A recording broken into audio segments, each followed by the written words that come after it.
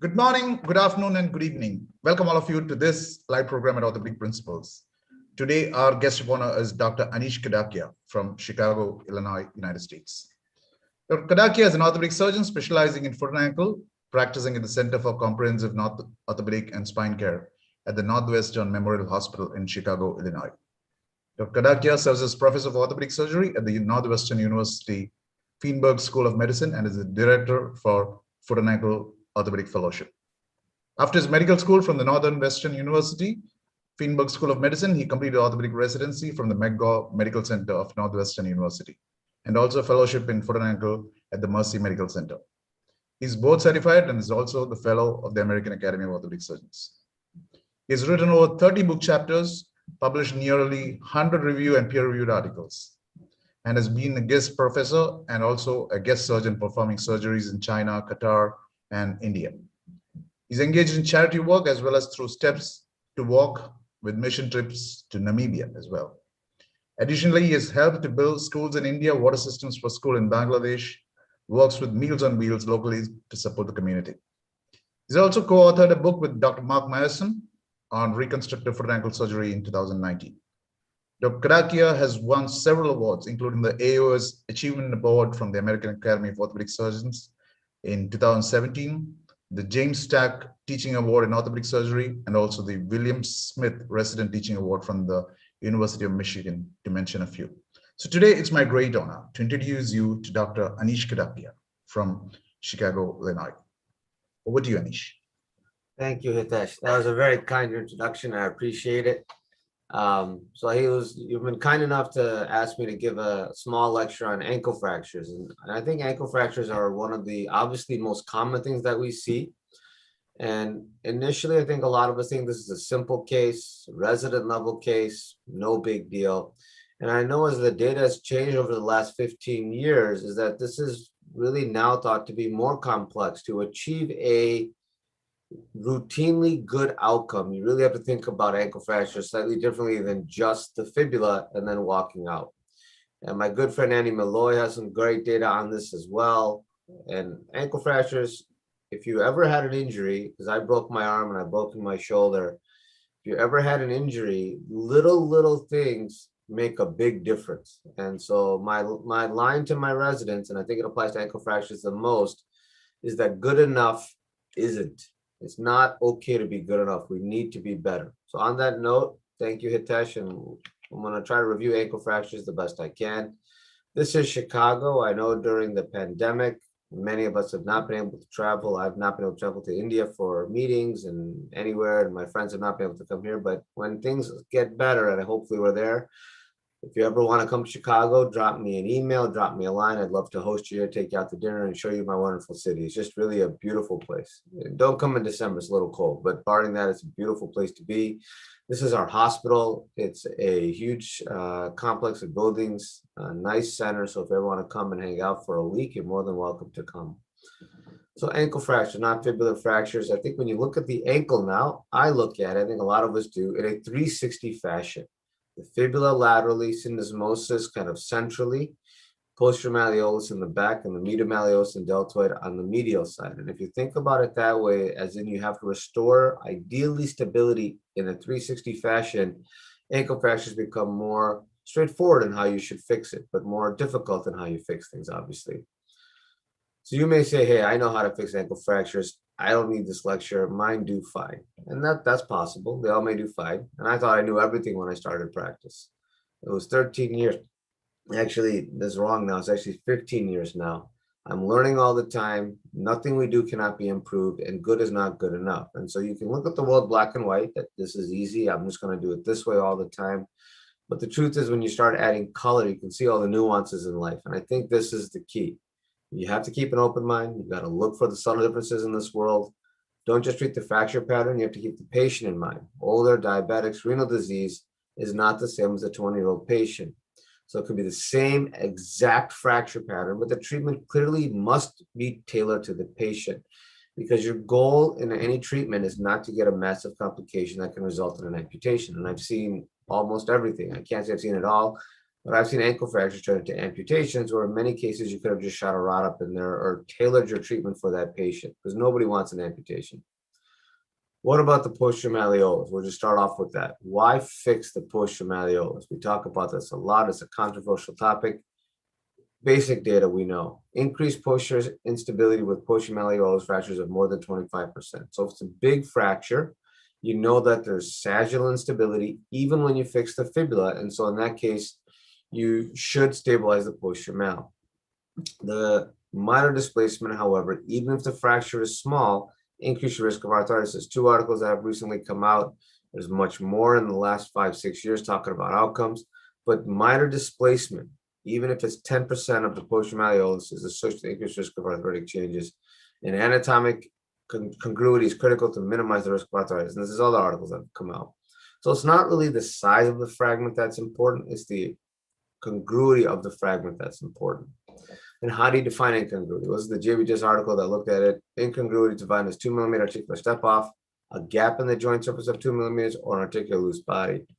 And so when you look at these outcome scores, if you look at patients that had a congruent, so regardless of the size of the posterior malleolus, the congruent patients did better significantly than those that were incongruent.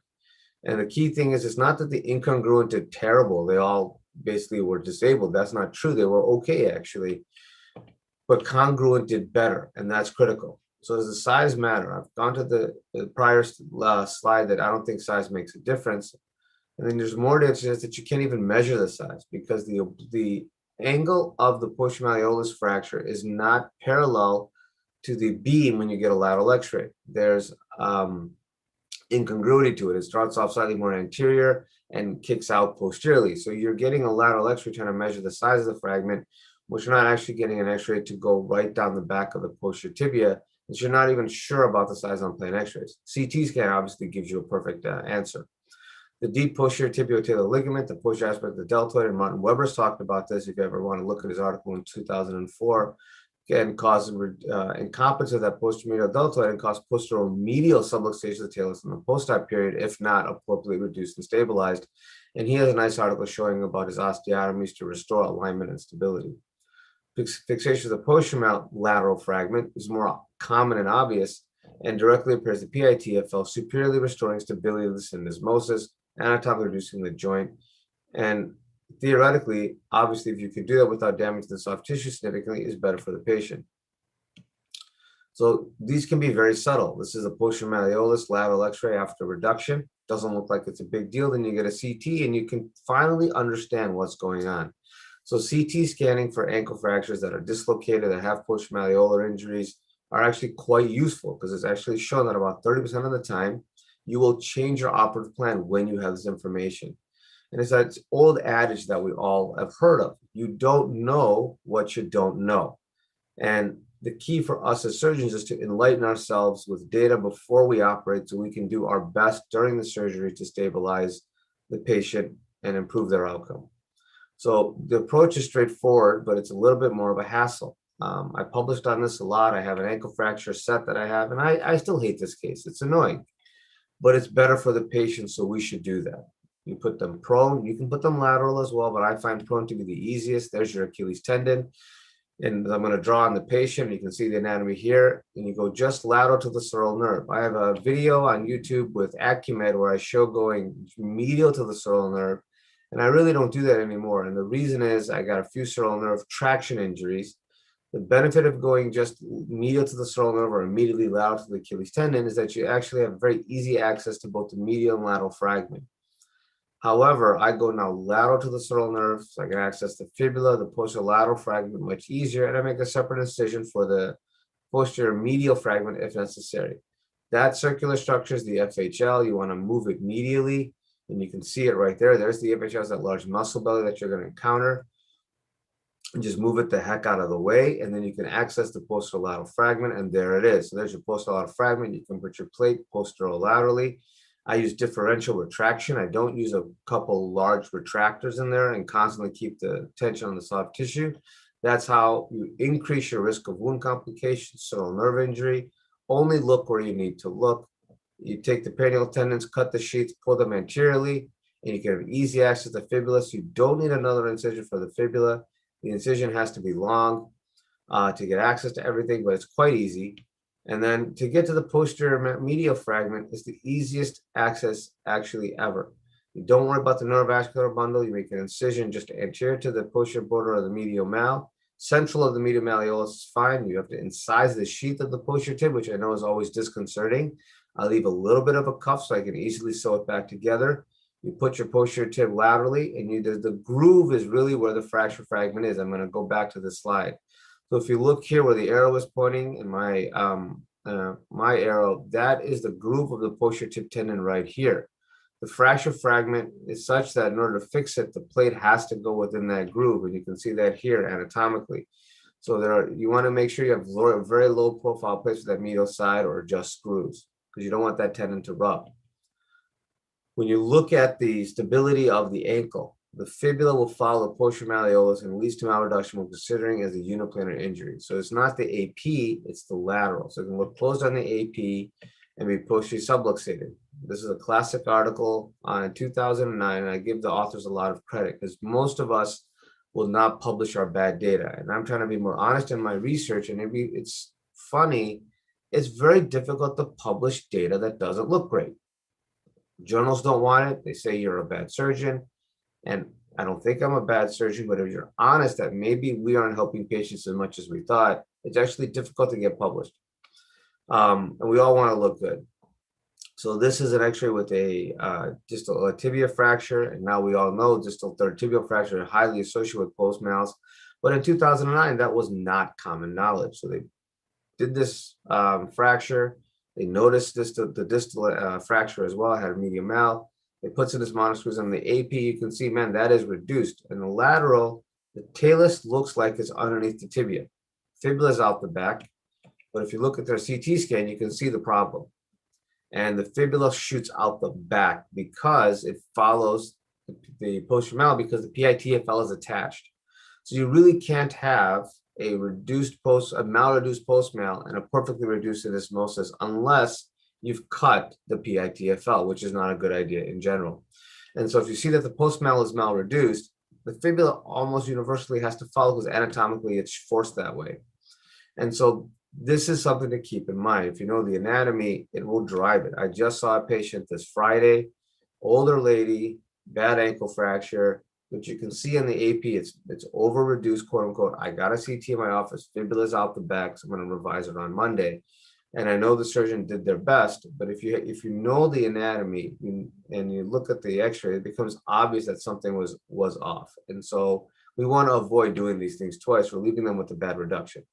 This is an OB-GYN, high functioning. You can see the post-mal, and they were fixed. And honestly, you can argue that this is not bad.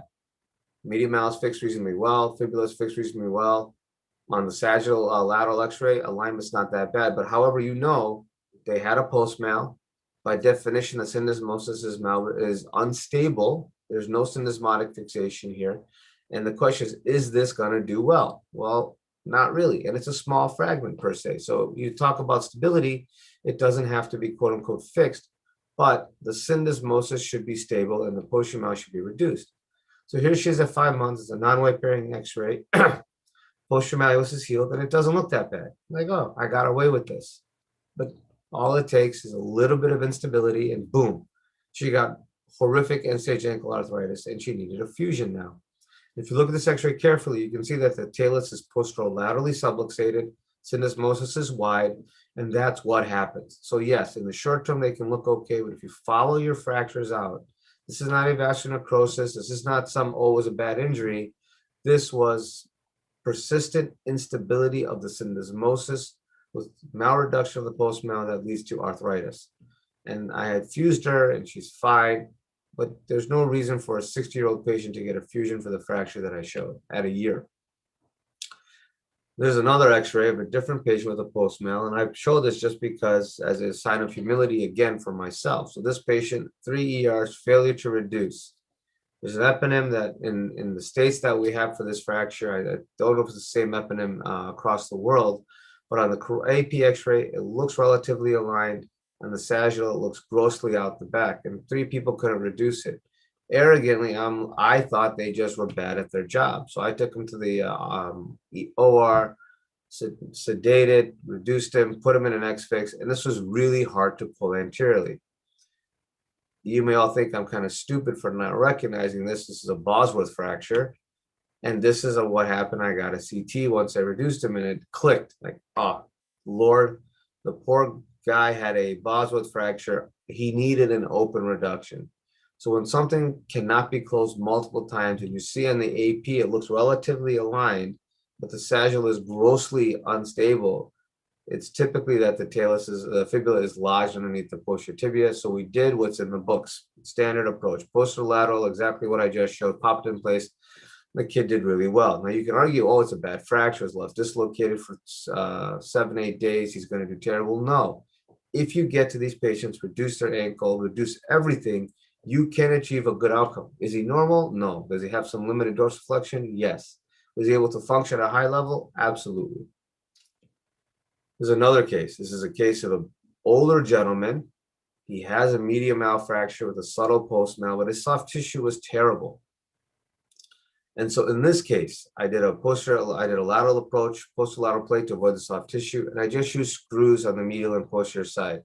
And my point is, when you look at the posterior malleolus, you should stabilize it and fix it. You don't have to use big plates all the time, but you should do the right thing to get that fracture stable so the synesmosis doesn't pop out the back, and by whatever means necessary.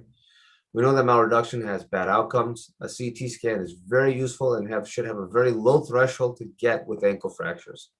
And fixation of the post-mal is more dependent on the articular reduction rather than size. And if you're not going to fix the post-mal, you should at least stabilize the syndesmosis to ensure that it doesn't go out the back. But you have to be careful when you're using screws or a tightrope in isolation, because you have no posterior buttress and the fibula can fall out the back. So make sure you do an open reduction. You can use a tightrope with a screw. You can use a tightrope with an AITFL internal brace, but you've got to do something to ensure visually that the syndesmosis is not going out the back. So the summary of all that stuff I just babbled about is straightforward. Size of the fragment does not matter. It's a joint fracture. Just get the joint reduced and stable. That's it. So then we talk about the deltoid. And I know a lot of us train without ever considering the deltoid repair. But biomechanically, when you look at the ankle, isolated disruption of the syndesmosis does not really result in lateral shift. It's almost impossible, actually. If you cut the syndesmosis in a cadaver and proximally it's intact, distally if the deltoid's intact, you can't really get a lot of translation of it. Coronally, especially, is dead tight. Sagittally, maybe some instability. To get instability, you have to have deltoid disruption. So why don't we fix it? Why is it such a bad idea, quote unquote, historically? Well, it's not irrelevant, and I think that's key. The deltoid ligament is important. If you feel that the deltoid doesn't matter, then you're not going to listen to anything about fixing it. You should understand that the ligament is critical because it's the most important thing when you stand that holds your ankle in place. It does not require fixation for every ankle fracture. Dogma, and I used to be very dogmatic, is not useful. We're not here to say you have to fix it every time, but there are times where it makes some sense. Ankle fractures are not just unstable in the coronal plane, they're unstable in the sagittal plane. And this has been talked about a lot. Zenos has an article talking about sagittal stability of the fibula. We look at the syndesmosis. So you want to achieve stability coronally, sagittally, and rotationally. We're just getting this published in the Journal of Orthopedic Trauma, talking about how we have also shown that when you disrupt the deltoid, but you fix the fibula and the syndesmosis, there's still rotational instability of the ankle fracture, and there's clear, obvious valgus instability of the ankle as well. And others have showed something similar. So when do you fix it? Will it be unstable to stress? That is probably an overkill. And the reason is the superficial deltoid is probably intact. It's a deep deltoid disruption. That's why it's unstable to stress and stable when you're looking at it without stress. And if you get an MRI, you'll show that the deep deltoid is torn in these cases, but the superficial deltoid is intact. And I've actually operated on a few of these just out of not curiosity, but trying to do a better job, and realize that the superficial deltoid is truly intact in these positive stress-only cases. And so those don't need surgery. For the deltoid, you can fix the fibula, leave the medial side alone, you can scope it if you want, but they typically do not need exploration and reduction of the medial side. Fracture dislocations make sense. Wide medial clear space without stress is a good indication because you have complete disruption of both the superficial deep deltoid And syndesmotic disruption to me makes the most sense because the syndesmosis cannot be grossly unstable in the coronal plane unless the deltoid is totally torn. And when you reduce the deltoid, you improve sagittal instability and you nearly eliminate coronal stability. Some have argued that if you fix the deltoid, it might be good enough to avoid syndesmotic fixation. My argument against that is the fixation is not as strong as the native deltoid, and you want to make sure you back that up and get stability in both planes. So people have talked about this deltoid repair instead of syndesmotic fixation. It's a retrospective study that Nunley looked at in 2015. So it's been a while now. 15 patients RF the syndesmotic fixation and 12 patients just had RF for the fibula and deltoid that had a syndesmotic injury. They looked at them after a few years, and the shocking thing is they did fine. Syndesmotic fixation was removed in all patients, which causes, in some cases, as we know, wound dehiscence malreductions. Now, keep in mind, these were Weber B fractures, not high injury, Weber C's. And so you got to know the patient population when you look at the articles. Don't just make judgments off of the abstract. But in a Weber B, it may not be necessary to fix the syndesmosis if you fix the deltoid. That's what they show here. My philosophy is that when I fix these, because I use suture anchors or direct repair with just suture, you know it's not that great because that tissue is kind of blown up. But it helps guide the tailets in place and improves the stability of rotation and valgus, which you want that sagittal stability is the lateral side stability to ensure the coronal stability that you're looking for, and I use flexible fixation. There's a different study in 2016 looking at ligamentous reconstruction in isolation instead of screw fixation, so more of an anatomic fixation without indirect fixation syndesmosis, so you're fixing things directly. So if it's intact, syndesmosis, you can see the strength here. The tricortical screw is actually quite strong. There's no question. Stability was proven to be great in multiple planes. When you look at direct repair of the PITFL, it was actually better. So PITFL was better than putting a syndesmotic screw. Makes some sense. They did for this study, they utilized a spiked ligament washer. But if you do the deltoid, it gets shockingly slightly worse, which I cannot figure this part out, why that would be the case, but it's still better than a screw. And so I can't explain why doing the PITFL made a difference. But deltoid repair doesn't, but the deltoid does appear to be more relevant. I'm sorry, these were yeah, so I could not 100% understand why doing the deltoid between intact and repair made a big difference.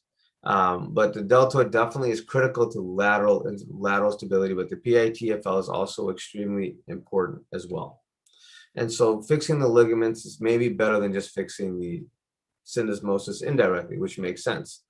Deltoid fixation helps syndesmotic reduction. It may not be as good as syndesmotic fixation in non-posterior malleolus fractures. It may be good when you have a Weber B with a non-post mal. So that's what Nunley showed. But I'm not so sure we are there yet as a standard of care. But the key is that the deltoid is important, and clearly when you fix it, can support the ankle joint. So again, these were low energy, not Weber C. I think when you look at all of this stuff, the deltoid clearly pulls the fibula in place, provides syndesmotic stability, and in a low energy Weber B, maybe it's fine. You don't need to put something across the syndesmosis. But when you're doing high energy fractures, Weber C's, fixing the deltoid definitely adds and minimizes that late complication that we get when it goes bad. So when should you fix the deltoid? And there's no perfect answer. I don't think it's necessary in those Weber B's as much, especially the stress positive, but fracture dislocations, Weber C's, syndesmotic injuries, bad medial clear space that's really wide, I think it improves rotation stability. Also, when you look at the deltoid, if you don't have access or the monetary ability to utilize an ankle scope, you can just look in the joint. You'll see the whole joint. I've seen osteochondral defects. You can clean out the ankle joint. You can wash it out. You can get the gut tissue from the gutter and get it to perfectly lie over the medial mal. So there's a lot of benefits, and the infection rate historically it has a slightly higher infection rate, but really with modern data, there's no significant increase in infection. This is the incision. It's super easy. We all know this stuff. The deltoid looks like it's exploded. It's so obvious when you get in there. You can see the inside of the ankle joint. There's an osteochondral defect in this case. Straightforward. You can just use some sutures. You don't have to spend a lot of money. You can do pants over vest and just imbricate that deltoid back in place. And that's it. It's straightforward. You don't need suture anchors if you don't want to. It's very straightforward. I use suture anchors now, but it really doesn't matter what you do. And it does not really affect their motion. That's the good leg on the bottom, the operated leg on the top. Then you can see the motion is symmetrical. That medial incision does not cause them anything significant as long as they don't get an infection, but the infection risk is built in by doing the surgery. There's not a lot of soft tissue injury going on here. And so it's relatively straightforward and adds in adding stability. So in summary for the deltoid, the only downside I can think of is infection and wound. There's really nothing else. Theoretically, it can do all these things for you. So if you're balancing the risk of infection against all these benefits, and we are surgeons and we operate on things all the time. I have people tell me, well, I don't think it's necessary. You're operating for no reason. And I laugh. I'm like, you operate on 80-year-old rotator cuffs. You operate on meniscus all the time with known arthritis. You're telling me those are indicated surgeries, but fixing the deltoid in an ankle fracture is not. It doesn't make sense. This is more black and white than any half of the stuff that we do.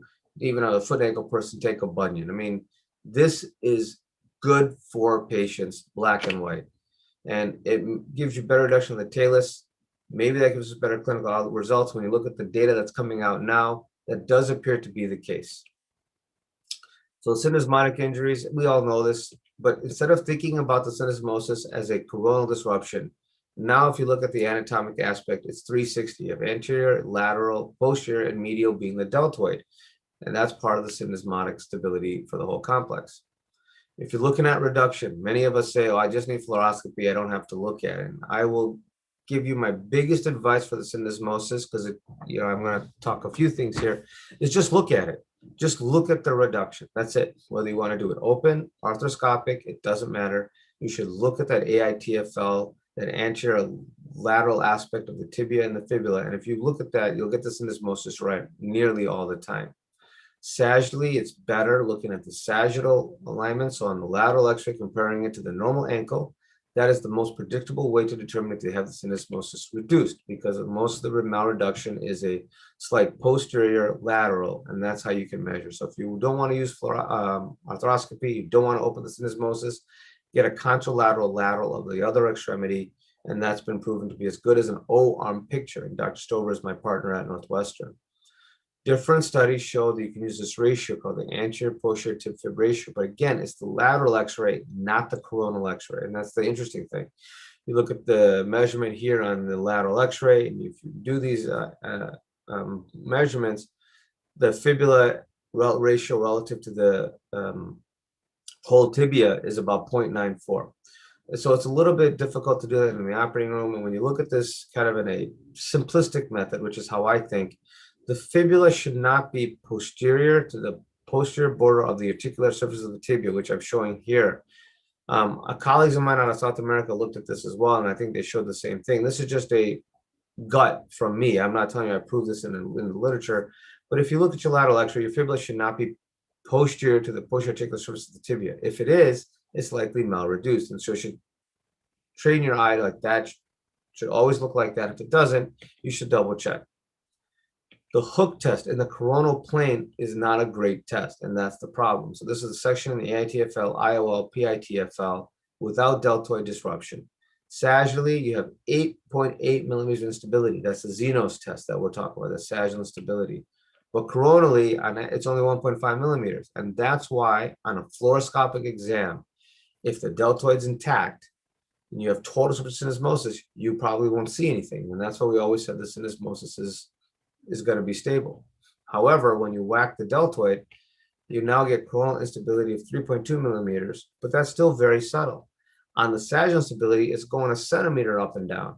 And so that's why sagittal is so much more obvious than coronal, and why we miss things when we just look at coronal. So you should do the hook test both coronally and sagittally if you really want to look at the synesmosis. Synesmosis was looked at arthroscopically as well with the hook test. And so the anterior incisura, when you cut all the synesmonic ligaments, including the deltoid, did not change. And that may be why you have such a hard time looking for fluoroscopically for a change, because it actually was hooking out the back when you do a hook test. The posterior incisura showed a significant change in diastasis, so you can do this arthroscopically. That'll let you know for sure if you check for instability. And if you're looking at it, it's more obvious as well. So that's part of the reason why we are unable to detect subtle synesmotic instability with this plain fluoroscopy. Arthroscopy or direct visualization is obviously superior to evaluate the synesmosis, and that's been shown multiple times.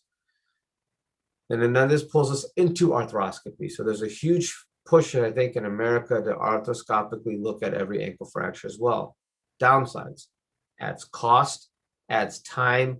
Not everybody in this world has it available. So what is the benefit of arthroscopy? And it's really not been proven 100%. So this is a mouse model with a plateau fracture. It's a joint, but not the ankle. Basically, what they show is that if you use medication, they caused a trauma. They used medication to block IL-1, the pro-inflammatory cytokines. And what they showed was it minimizes the articular damage over time. And they compared those that had the medication intervention to those that did not. And intra-articular inhibition, they would shoot in the joint, actually minimized articular damage. So there may be some benefit to getting rid of those cytokines at the time of the injury. Washing out the ankle may be beneficial, and that's why arthroscopy is useful. Part of the reason why we get some better outcomes with arthroscopy. If you don't have arthroscopy, you can just do an arthrotomy. Look in the ankle for the syndesmosis or fix the deltoid. Both are universally present when you have an ankle fracture, or at least the lateral side, and you just wash out the joint. And I've done that for years. Just wash it out. That gets rid of all that stuff, and maybe that's beneficial.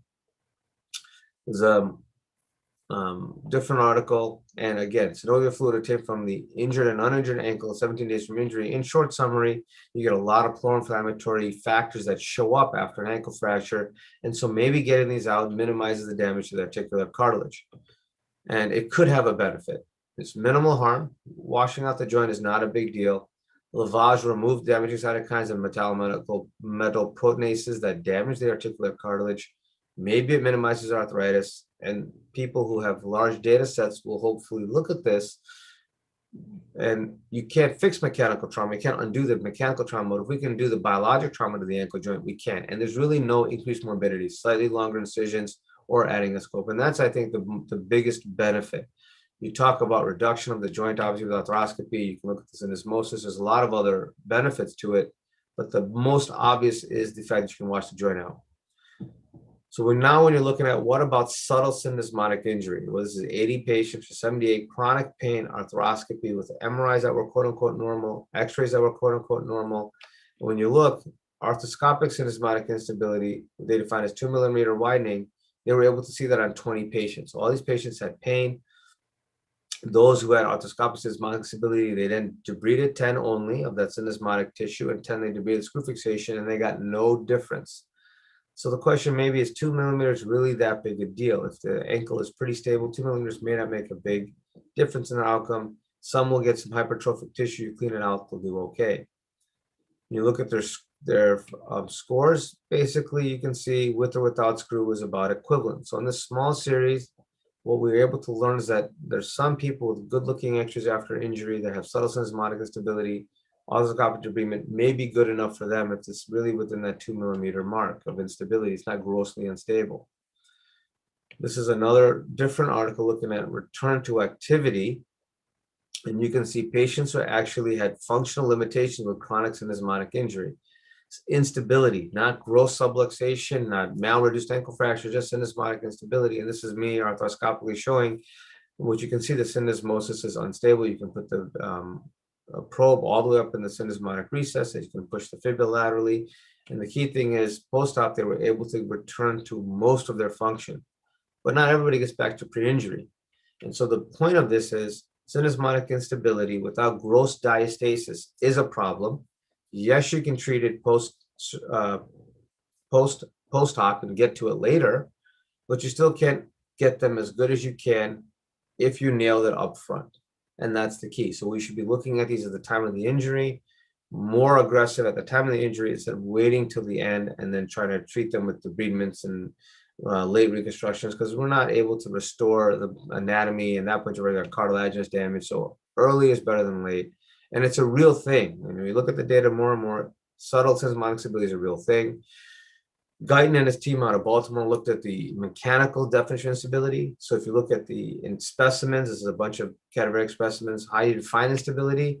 Well, just to summarize our article, if the AITFL and IOL were torn or cut, you had more than 3 millimeter disruption of the fibula relative to the tibia, to the synesmosis, and that was done by a probe. So in the intact specimen, no one had more than 2 millimeters of diastasis. In the AITFL IOL disruption was 3 millimeters, and it just got worse, obviously, after that. So how wide is too wide? Well, 3 millimeters. That's a simplistic way to think about it. So if you can get your arthroscopic shaver in the synesmotic recess, it's too big. If you can get a probe and rotate 90 degrees, it's too big. And so 3 millimeters is the definition of subtle synesmotic instability. And if you're doing that surgically, you should stabilize that patient with either a tightrope or internal brace, something to restore their stability after you debride. So 6-year-old with a Weber C ankle fracture, you can see the injury was pretty straightforward. Weber C, wide medial clear space, obvious synesmotic injury. It was treated with the ORI for the fibula and a synesmotic screw. And this is that same thing that I talk about. You can see that the fibula and tibia just look over, quote unquote, reduced. Well, that's because the fibula is out the back a little bit. And it's actually, in this case, crushed into the tibia. You can actually crush it if you put your screw in really hard. And you can see something just doesn't look right. 3 months out, a screw breaks, fibula is in slight valgus, and malreduced with posterior apex anterior angulation as a young child. So then the medial clear space pops. The screw will always break, as you know. So intraop, you can see, even though the deltoid is healed, this is what I did. I took the plate out, and you can see instability. Deltoid's healed, but it's unstable. And that's why I'm aggressive about fixing the deltoid, because if you get to the deltoid, you can minimize this from happening. You can pull that fibula in place. We did a fibular osteotomy, restore fibular angulation and gain length. The fibular osteotomy is one of the most powerful tools for malreduction in ankle fractures. Even if you think it doesn't need to be done, do it. If the medial clear space is wide and you got to revise an ankle fracture, lengthen the fibula. You'll never really regret it. So here we lengthen the fibula, lag screw, and you can see the instability before I fixed it, before I did the osteotomy. And there's my instability after I do the tightrope. But the tightrope in these crazy cases, you can see there's still some sagittal instability. So to restore that, I use the internal brace to get that anatomic ligament repair to anatomically reconstruct the AITFL. Now you can do this with 2 tight ropes, you can do this with the screw, it's your choice, but I have the ability to use these anatomic devices, so I do. And you can see now that instability is gone. This person's ankle is now relatively anatomically stable. You can see the AITFL holding it in place. It's a simple, easy, but it's slightly expensive construct to make. But the principle is the key, that you restore stability in all planes, and I implicated the deltoid. He did relatively well. He was done in a children's hospital. I helped a friend revise. He never came back. So hopefully he's doing okay. You never know. I wish I had a year-long outcome, but he never returned. Seeing is better than using fluoroscopy for the synesmosis. I think we know this data. Malreduction with closed is 44% with synesmosis using fluoroscopy. It reduces with open, but nothing makes it 0. We're still going to get things wrong. But if you're going to get things wrong doing it open, it's better to get them to do the best you can. So use arthroscopy, open it up, look at it, thumb reduction, not a Weber clamp. Just do everything you can to do a good job. Malreduction has worse scores. So the better we can do, the better the outcome for the patient. So what can we learn? Open is better than closed. Seeing is believing. Known synesmotic instability is hard to determine at prerogative testing because the x-rays are so crude for the subtle instability that we're looking for. Arthroscopy is more sensitive.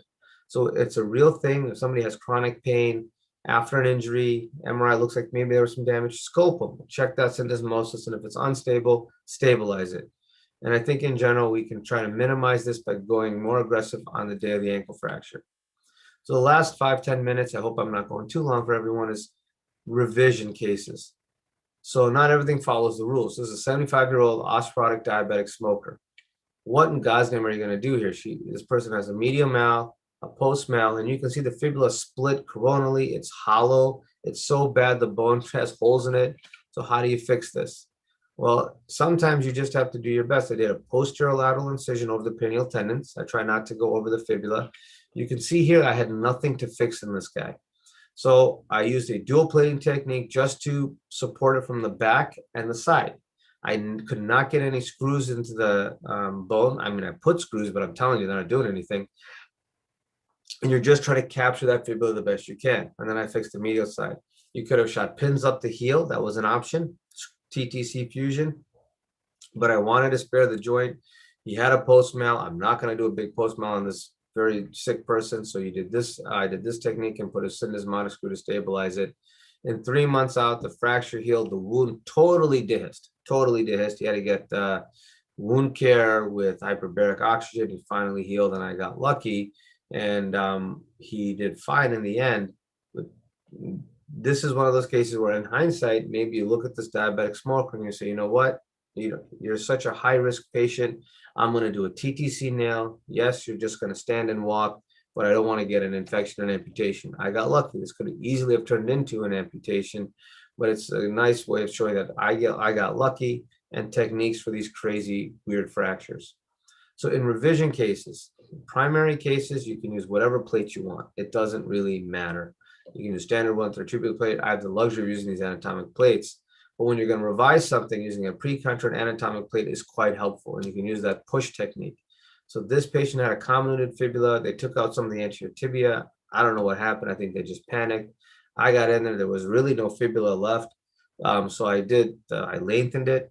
I did an anatomic plate because it's got intrinsic rigidity, because you're not going to get bone-to-bone apposition, because in a lot of these cases, there's no bone. You're doing a lengthening osteotomy.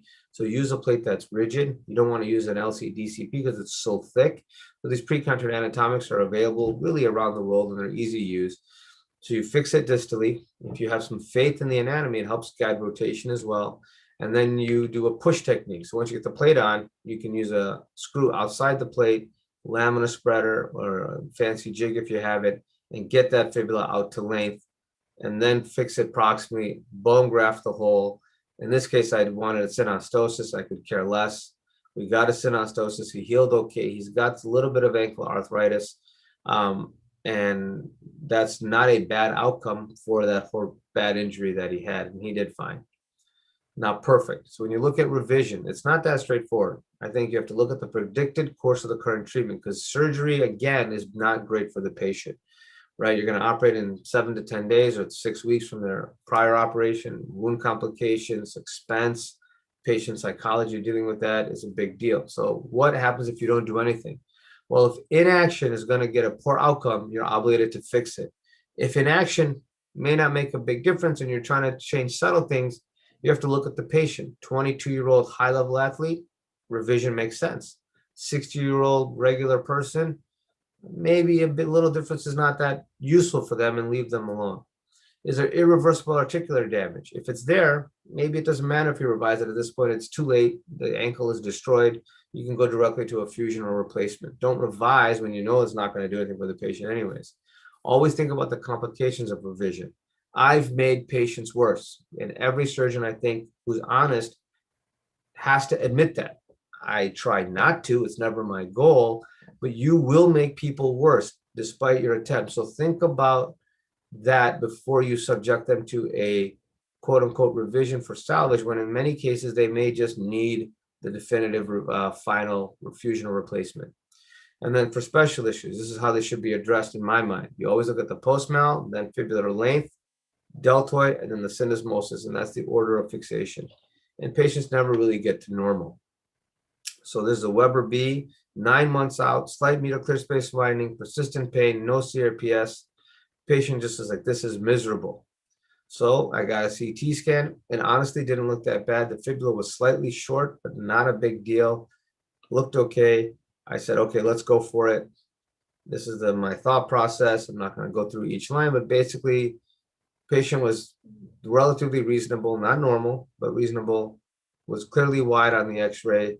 So you make the osteotomy. You can see here when I have the fibula out under fluoroscopy, I can get diastasis of the medial side. So you do the osteotomy of the fibula, get it to lengthen, reconstruct. And the question is, where do you do the osteotomy? And there's two places that obviously have been described: distal to the syndesmosis and proximal. Proximal syndesmosis is easy from the standpoint that you have plenty of bone proximal and distal, and you can do a long oblique osteotomy to slide it. You can actually rotate a little bit based on the angle. So if you cut the angle differently, you can actually instantly rotate based on your obliquity of your osteotomy, and you don't need an allograft. So it's very easy to do. The downside is you got to take the syndesmosis down and then stabilize it. In my opinion, not a big deal. You can go distal to the syndesmosis, and that does not require a syndesmotic fixation, but it does need a graft. It's a transverse osteotomy. But in that case, you can really rotate the holy heck out of the distal fragment because it's transverse. So you just got to know what you have available and how you have to fix it. So in this case, I went proximal to the fibula. I made my osteotomy. I rotated it. You can see I was able to achieve my length, getting that dime sign restored, which we talk about.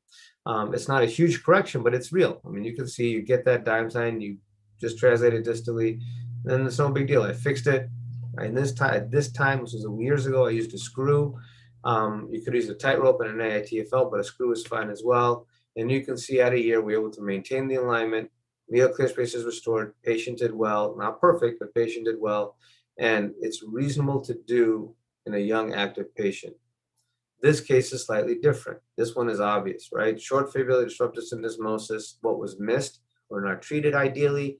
In this case, I'll tell you it's a posterior malleolus fracture and there's tibial articular damage. And you can see there's loose bodies to the medial side with OCDs. The fibula is short. It's obviously dime sign not restored, and the fibula is grossly translated laterally. To do this, you got to take the syndesmosis down. You don't have to put the fibular osteotomy at the level of the old fracture. Do it wherever you want. What's easier for you? The body doesn't care. So in this case, I chose to do a distal osteotomy. This is just showing you have different options. So I did a distal osteotomy, got it. I used Hinterman distractor, stabilizing the proximal fragment to the tibia, and then distracting distally. That allowed me to measure the size of my fragment. I distracted to get it where I thought it was okay. I used a allograft wedge to fix the syndesmosis. You can clearly use an iliac crest autograft if you don't have allograft. And I thought I did a reasonable job. You can see I got a nice correction. A non-weight bearing initially looked okay, looks good. But ultimately, this patient got arthritis. And why? Because they already had bad articular damage. This was too late. Maybe now in hindsight, this is an old x-ray of mine. I should have cut the post-mal, pulled it down, got a CT scan to look at this a little better. I didn't get a CT at the time. So I made mistakes in pre-op planning in the fact that maybe I would have realized that I could not have salvaged, or I would have adjusted my surgical plan to do the post-mal to get it distal. And that may have been a better option for this person. So still got arthritis. You can see damaged articular cartilage. I should have got a CT. That's on me. So there's another case, 22-year-old, 3 weeks out of his RIF, and I'm getting older and I'm learning more. You can see lots of things are wrong in this x-ray, and you all know that. It was an open wound medially. Young patient, you can't leave it alone. You've got to fix it. So I got a CT. Now I always do this. You can see this now opens your eyes. It's not the fibula. That's the problem in isolation. The post-mal is way off. Got to be fixed. Same incision that was used previously. You can't make a new incision. Take all the hardware out, wash it, clean it. You can see it's grossly unstable. My plan, RF to posterior mal, gets everything out to length. You got to do the fibula with an anatomic bridge plate, reconstruct the deltoid and stabilize the syndesmosis. I used a screw in this case because there was a necrotic medial bone and a flap was required. So you can see 4 months post-op, I did this crazy reconstruction. RF for the fibula, syndesmotic stabilization. I actually chopped out a little bit of the medial mal because it was necrotic, fixed the post-mal with the plate. And at a year out, we had to go back in and do a chylectomy for the anterior side. I'm not going to tell you he did a perfect job, but we salvaged his ankle. He's able to run. He's able to be active, has some stiffness, obviously. But when you do this anatomically, you can salvage terrible looking x-rays if you fix all the components back to my original slide in a 360 fashion. So how do you define it? 3 months after the fact. And I think if you look at some of the data, you can look at Dr. Tulin's article out of UFC that shows synesmotic fusion is a fine operation. But I like Dr. Tulin personally. I 100% disagree with him. I think a synesmotic fusion is not a great option because when you look at his x-rays and his article, many of them improved with, not improved, progressed from their arthritic stage 1 grade. This is his x-rays with a good outcome. You can see how severe the impingement is anteriorly. When you do a synesmotic fusion, you constrain the talus in the joint, you screw up the mechanics of the ankle as it dorsiflexes. You look at his data, 7 out of 10 patients got no improvement in ankle range of motion despite a TAL because the talus is functionally limited. So this should be a desperation move. It is not a good operation in a young, healthy patient. Do a ligamentous reconstruction. This is something I published on years ago. I used a double limb allograft to do this. Why not one graft? I thought a double limb was better to get as much as we can. And I don't reconstruct the AITFL, IOL, and PITFL. I just did the IOL. I will tell you the last few years I've changed a little bit. I use a single limb for the interosseous, and I just pull it over the fibula and into the tibia to do a AITFL reconstruction with the same graft. And the benefit is I only need one hole in the fibula, one hole in the two holes in the tibia still, but I think there's less destruction to the blood flow to the tibia. This is the surgical algorithm, and it's here if you want to look at it. It's in my article in Foot and Ankle International. Not going to go through it. I know I've talked a lot, but just to show some cases. These are not lost causes, and I think that's the key. You can see gross medial clear space widening, tissue in the medial gutter. Synostosis is obvious why this person could not get back to their labor job. It's obvious what's going on. You're not going to argue that this can be left alone and is normal. You can see on the axial CT, there's a massive synostosis. So nobody told me this could be salvaged when I was young. I just refused to believe this was something you just had to tell the patient, I'm sorry, or I had to fuse the ankle. So we went back in, you can see the synostosis. This was not my original case, but I went back in, cleaned out all of that synostotic material. You can see here's a nice big hole there now, and it's a lot of work. There's a lot of bleeding. You can see there it is introp, but do the best you can. You clean out everything, medial approach as well. You can see that's a different patient, but you now want to achieve synesmonic instability because it's the only way to allow you to get it reduced. You cut it medially, so you want to imbricate the deltoid. Standard stuff, pants over vest, no big deal. You can see here, you can get that to reduce, and then when you imbricate the deltoid, it'll stabilize. I use the Weber clamp in this case and in this case only. It's very rare for me to use this, but because you're doing such weird non-anatomic stuff, you want to use the Weber clamp.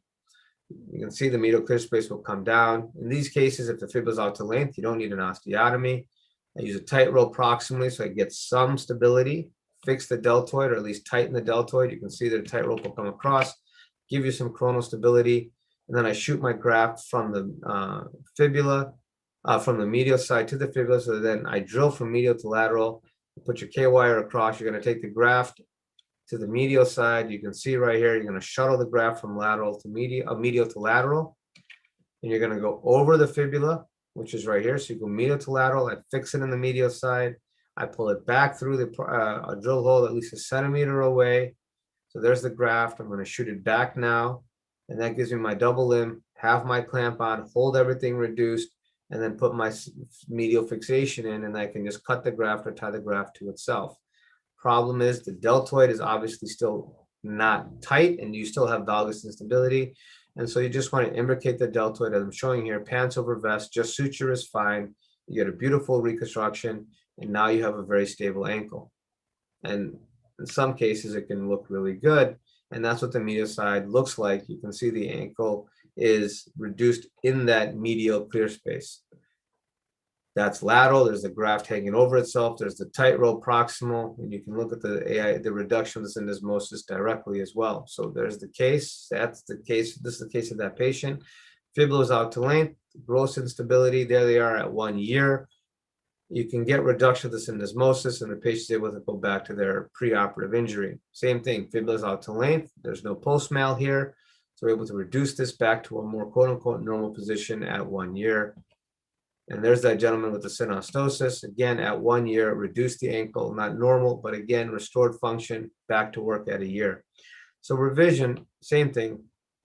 It's always appropriate in the acute setting. Chronically, if there's no articular damage, it is appropriate to go ahead and do it. If there is articular damage, maybe it's not, get the CT, look inside the joint. And if there's not a lot of irreversible articular damage, I think you should go back and try to salvage the case for the patient. If there's irreversible articular damage and they're in their 40s or 50s, maybe replacement or fusion is better. If they're in their 20s, you can still try. It's not unreasonable to do. You should have a good operative plan. These are good references for you. And thank you so much for taking the time to listen. Thank you, Anish, for that brilliant talk with really amazing case examples. A Thanks, few man. questions, Anish. Even I have started fixing the syndesmosis, I mean, the posterior malleolus after reading your article in JAOS long back. So Anish, suppose you encounter a scenario where the posterior malleolus is very small, say not 25%, it's just 10%, and there's not much medial clear space widening. When do you decide that, okay, I'm going to fix it? Is it intraop, you look at a tendency for posterior subluxation, and that's when you decide that you're going to fix posterior malleolus? That's a great question. I wish I had a perfect answer, but I'll give you my thought. If it's a small fragment, you get those kind of 1 centimeter tiny baby fragment, you're like, what in God's name am I going to achieve by fixing it? What I look at is fixing it, I don't think is going to make a big difference, because putting them prone, making that big incision is morbid. I mean, we looked at our data and you lose some dorsiflexion with that approach. Now I've gotten better with the approach, so I think that's much less, but the approach causes limitation. People have FHL issues sometimes. So you don't want to do that unless you have to. You could get it percutaneous, but it's hard if it's a tiny fragment. So let's suppose you say, there's no way I'm going to fix it unless I go direct. When would I want to subject them to an open approach? And the answer, if it's really small and it's relatively aligned on your CT scan, which I get, then I tell myself, okay, this person does not need fixation. I'm going to fix the fibula, open release the syndesmosis, but I'm going to stabilize the syndesmosis. Even if it doesn't open on the coronal stress test, even if it looks aligned, I'm still going to stabilize the syndesmosis with either a screw or a tightrope in that case, because I don't want it to go out the back. I want to get that stability. Now, if you believe in sagittal instability, you have to understand the utility of the tightrope. So if you have a post-mal fracture, too small to fix, tiny, but to me it's indicative of sagittal instability. I'm not going to fix it. I'll do a tightrope with an AITFL reconstruction in a Weber C. In a Weber B, I would actually just do the AITFL because I want to stop the fibula from going out the back. I know it's not going to do this that much, not going to happen, but I want it to not go out the back. So that's kind of my thought. I look at it, pre-op CT, intra-op, if it's still grossly sagittally unstable, I still won't fix it. I'll fix the AITFL if it's a tiny piece, and they'll do fine. If it's malreduced to touch, so if you get the CT and it's like it's off a little bit, but it's so small, what I do is when I open up the fibula fracture, we know the pattern is such that the fracture in the post-mal is directly in line with the fibula fracture. I'll take my FAAOS and loosen it up so that it can reduce. What I don't want is to put the fibula and tibia back in place and then have the post-mal sitting out the back so that it pops after 6 months. So I will loosen it, make sure it's back where it needs to be on the x-ray, and then go ahead and fix the fibula and do an AITFL reconstruction. Or you can put a screw, but you got to do something to stabilize that in the coronal and sagittal plane. Thank you, Anish, for that. And you mentioned that tip that was pretty useful. For example, the lateral, when you take a lateral view, the fibula should not go beyond the posterior border of the tibia, right? Yes. So my big problem is, how do we ensure that it is a perfectly true lateral view? So it's a great question. What you have to look at, it's not actually the talus you should look at the talus of perfect lateral. The problem is in an ankle fracture, the talus is sometimes wobbly. So you want a perfect shot down the intact tibia. The intact tibia should be perfectly linear. You ignore the talus position because you're not sure about that.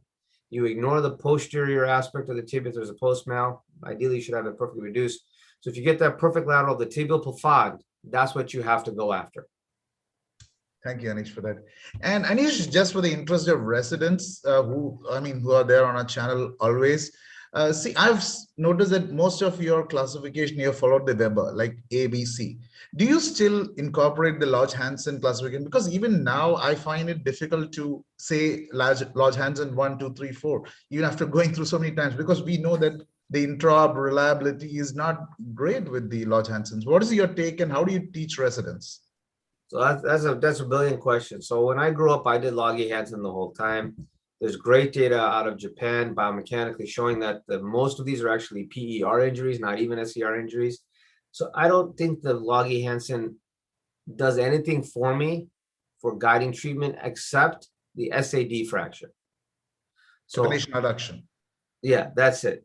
Weber makes more sense because to me, when you look at a Weber B versus C, the basic concept is that the entire syndesmosis is destroyed with the Weber C.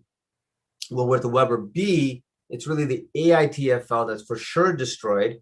And in those cases, if you fix the fibula, you just have to restore many times rotational instability. And that's why Nunley's data shows that if you fix the deltoid, you probably don't have to fix the syndesmosis in a Weber B. Like I said, slightly controversial, but to me, that makes a big difference how you think about it. If you have a Weber C, the syndesmosis is gone. So you need both coronal and sagittal fixation in addition to deltoid fixation. And that's why I only use the Weber classification. Because the Logie-Hansen, you can do the same thing. You can say pronation abduction and pronation external rotation are Weber C. Supination external rotation is your Weber B.